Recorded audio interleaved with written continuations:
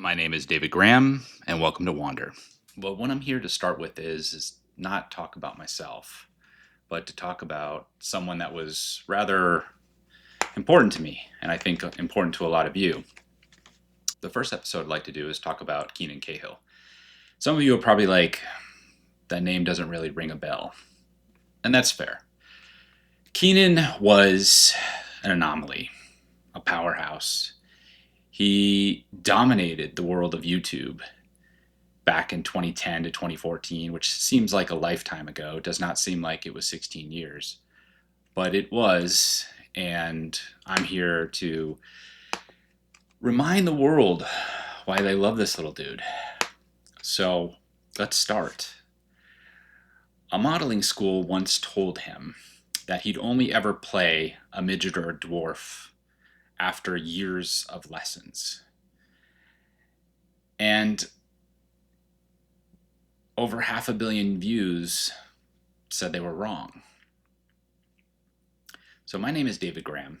I managed Keenan Cahill for 4 years, and I'm here to tell you who he really was.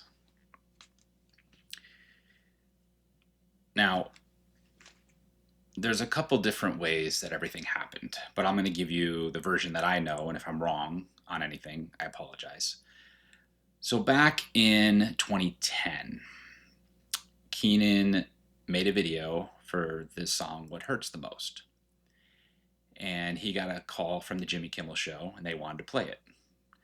And his mother, Erin, as she has told it, was like, what video? And they explained what he did and where he put it. And I think she was initially confused, but agreed. And the Jimmy Kimmel Show was the discoverer of Mr. Keenan Cahill. And the video came out, and it was a nice thing. Let's fast forward a little bit to where I come into the picture. So August of 2010, Kenan decides to do a rendition of Katy Perry's Teenage Dream. And within 30 minutes, as Katy Perry had told it, she was friends with the guys in MGMT. They had sent the video to her. She loved it. She immediately tweeted, "This is my teenage dream," with a link to the YouTube video. And then she tweeted a second one, which is, "I heart Keenan Cahill." And that's really what started it. Katy, I will always credit for discovering Kenan. E! Entertainment played that video all weekend. And a few months later in October, I was closing out a relationship with Fox Reality Channel. For the last 3 years, I had produced the after party for the Really Awards. And the Really Awards were basically the reality television's Emmys, Oscars, Grammys, whatever you want to call it. And the network was shutting down prior to the award show, so we were concerned, hey, let's have one final kickoff. Let's just end things on a high note. And my partner at the time, Mark Long, a lot of you might know him from The Real World and The Road Rules and The Challenge. He's the challenge master at this point. And a little backstory on Mark. Back when I first met Mark, he was Mark. And I told him, I said, look, if you want to be famous on MTV, everyone's got to start calling you Mark Long. And he was like, huh. And I said, see, you never say Brad, you say Brad Pitt. You never say Jennifer, you say Jennifer Aniston. So you got to get everyone to start calling you Mark Long. So at that point, he was Mark Long. So we were like, we need something to open this show. And Mark, while we were touring, kept going, hey, you got to look at this kid, got to look at this kid, got to look at this kid. And I was like, yes, I've seen him. He's everywhere. And then we were looking at nightclubs that were playing his videos. And we're like, God, this kid is just everywhere. We got to get him for this thing. So we send a message through YouTube, nothing. Send another message, crickets. I think we tried Instagram just to prompt him. And he was like, what? And I'm like, hey, we want to do this. I don't know what you charge, but we'd love to have you do this. So we finally talked to him, and Mark and him agreed to do a rendition of Michael Jackson, Janet Jackson's Scream. I think Mark was Janet and Kenan was Michael, but I could have that wrong. You can see it on YouTube. And they did it. And Mark was like, that was tough. I don't know how he does it, because that was tough. I kept looking at myself, and I was like, you did a great job. So award show night, It plays. Everybody loves it. It's great. Upload it to YouTube. It's great. So I'm talking to the kid and I'm like, hey, you must be like a multimillionaire. He goes, no. I said, thousandaire? He's no. One company licensed a video out of Argentina and that was it. And I said, well, aren't people emailing you? And he was like, yeah. And I said, well, can I see them? And he was like, yeah, but see, what happened was I had an original channel. It was just Beaner Kiki 1995. And I got a fake email telling me I was accepted into the partner program, which was his dream. And so he basically gave the person his password, everything, and they shut his account down. And he's 50 million views. And so his channel became Beaner Kiki 1995 2. Which, if anybody's wondering why there's a 2, that's why there's a 2, because it's the second channel. And I'm like, just send me 20 emails. So he sends me 20 emails. And I'm like, buddy, these are real. This is record labels and production companies, brands, talk shows. And he's, yeah, I just don't trust them. So I just keep them. And I'm like, do you mind if I contact 20 and just see what happens? And he's, yeah, sure. So I contacted 20 and people are like, oh my God, we've been trying to get a hold of this kid. We'd love to do something with them. And one of those emails was Ryan Bassford from the Chelsea Lately Show. And Ryan is the low-key hero in the beginning of this story. And he's, oh my God, Chelsea would love to have him on. Chelsea and him will do a lip sync video and that'd be great. And I'm like, awesome. So I soft pitch, and the problem though is when you do a show like that, they don't pay expenses. So no flights, no hotel, no car. There is a fee, but you do have to pay into, you have to give 10% to your bank account basically when you work in the state of California. And I was like, okay, how are we going to do this? So I guess I'm going to play Santa and front everything to make this happen. So Ryan and I are going back and forth, and we're trying to pick a song. And I'm like, here's a song we really like. And then they're like, here's a song that we like. And then the Down on Me song got presented. And I said, he doesn't do a lot of hip hop. I don't know if this is wise. And Ryan's like, no, this is what we want to do. And I was like, okay. So then it got elevated where they're like, 50 Cent wants to do the video, not Chelsea. And I was like, okay. And at the time, I can't tell you where 50 Cent was in the world of popularity. He's a superstar, but he had this new song, Down on Me, coming out with Jeremiah, and they really wanted to promote it. And I was like, I was against it. I was like, it'd be kind of better if we did something funny. And so we had this ballad, and it was super soft, and we basically compromised. We're like, all right, we're going to record Down on Me, and we're going to record the ballad. So I buy the plane tickets to Los Angeles. We fly out. We get to this production place. They've recreated Keenan's bedroom. So when you watch the Down on Me video, it is not Keenan's bedroom. It is a recreation. It's a little off, but it's close. So we get in, 50 rolled in. So we shoot the Down on Me video and we shoot the ballad. I wish we had the ballad because the ballad, 50's crying. There's tears streaming down his face because he just shot a movie where he was like really acting. And it's just great watching the tears kind of stream down his face. And I'm watching this thing, and the Down on Me, it's a good song. It's a great song.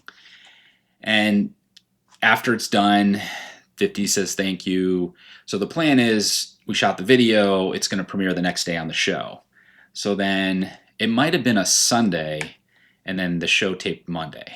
Do everything, and then they're like, Keenan's filling out all this paperwork, and he's got to have this Coogan account, and they're talking about money, and then they decide they're going to double his rate for the appearance fee because it offsets some of the costs. And he has to have a tutor because technically it's a school day, and he was not very happy, but he's on my vacation. Why do I have to have a tutor? And I'm like, because it's the law, buddy. And he's, ugh. And his sister Catherine also came. So at the time, Kenan was 15 and Catherine was like 8, I think. And the next day, Kenan goes out and we give him a bit. We're like, hey, buddy, it'd be really cool if you hit on Chelsea. And he goes, no, I don't want to do that. I'm like, buddy, it would just be cool if you hit on Chelsea. And he's like, no, I don't want to do that. So we're like, okay. So he decides to go along with it. We get him some flowers. He goes out there, calls her a cougar, hands her his number. The whole thing is a hit. And then the video plays. The video goes mega viral, just absolute mega viral. I remember being in the NBC offices. We had to upload the video from their computer logged into Keenan's account because they weren't trusting us with it. Because technically, that video is NBC Universal property, not ours. I don't have a copy of it. And that thing just goes.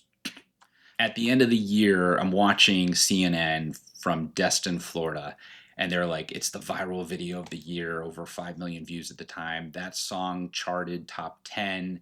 50 Cent's career came back. Jeremiah's career came back. It was just good for everybody, which leads into what comes next. So Chelsea Handler is very close with Jennifer Aniston. So Jennifer Aniston is shooting a Smartwater commercial, and she wants to play off of all these viral video memes and things. And so the official title of that viral video is called Jennifer Aniston Sex Tape. And it was Double Rainbow Guy, it was Kenan, it was the puppies from Marley and Me, it was the parrot, it was the Jack Russell, it was a guy she kicks in the balls. It was a whole thing. So we get a call like, hey, Jennifer Aniston's shooting a Smartwater commercial. She wants Kenan. And I'm like, okay, great. This is like a week or two later. And they're like, he's got to be back in Los Angeles. I was like, all right. So they're willing to pay for the flights and the hotel. And then it comes to the fee, and they're not to sell him out, but they offered him $500. And I'm like, oof. I was like, look, we just spent $2,000 coming out to LA and to come right back out for $500 and pull him out of school. And anyway, we made it work, and we get there, same thing again. Our call time's 7:30 in the morning because Jen wants to start early. Jen doesn't show up till 11:30, so we're sitting in this room. Kenan didn't start shooting until I think 5:30 p.m. I got in trouble because when he started shooting, I was in Jen's eye line, so I was asked to leave the room. And I'm like, I wasn't really staring at Jen. I was staring. So there was a guy, and his whole job was to refill the Smartwater bottle every time Jen took a sip. And I was just watching that guy going, God, he's good. But also it was just like, God, imagine that your job in life is filling up Jennifer Aniston's water bottle every time she takes a sip. And it was interesting. So I should also say, Kenan flew to Los Angeles being told that the song was going to be the Friends theme song. So he's memorizing the Friends theme song. He's got it. Then halfway through the day, they're like, nope, couldn't clear the song. It's going to be this song. And we're like, okay. So he starts memorizing that song. Then they're like, nope, we didn't clear that song. It's going to be like a G6. And I'm like, are you sure? And they're like, yes. And so he starts memorizing like a G6.